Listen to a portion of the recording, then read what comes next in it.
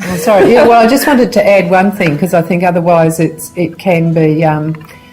people can be under a misapprehension. The majority of our clients over the years are actually people who've been educated and, born and educated in Australia, and English is their first language. So even though we have other clients for whom English is not their first language, a large proportion of the people we work with are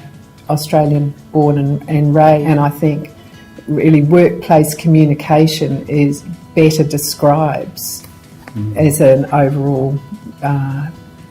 for the overall nomenclature of it, that would be a better term. So just wanting to broaden the picture so people don't think it's just ESL. Because we're going more remote, we're now working with Aboriginal and Torres Strait Islander people who don't speak English as their first language. So there's the issue of language that we've had to cater to, and it's very different than English as a second language teaching for migrants, because Aboriginal and Torres Strait Islander people don't have a written history tradition, as well as the cultural engagement needs to be quite different, because culturally remote areas are quite different than, say, regional and city-based Indigenous people, and also the ways that you teach and assess need to be quite different. I guess because of that lack of history of written text and that really strong history of oral communication, really you have to use that oral and that social skills to actually engage learners and do this assessment in the first place, and then make sure you use that as a primary tool when you're actually doing the teaching. One of the last programs that I worked on was family daycare, and in family daycare there's carers who work from their own homes to run a small family daycare service from their homes.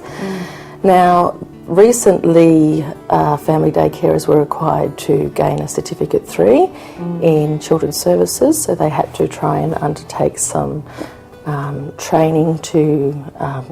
get through some of those units in Certificate 3. But also there's been an increase in paperwork for those workers, because when you work with very young children, there's lots of OH&S forms. They're also expected to be running their own small business, but they're meant to carry those out by filling in forms, by keeping communication books with parents, for example, coming up with portfolios for parents to have a look at their children's learning. So it's an industry that's in a lot of change at the moment from what it was probably when a lot of these carers started minding children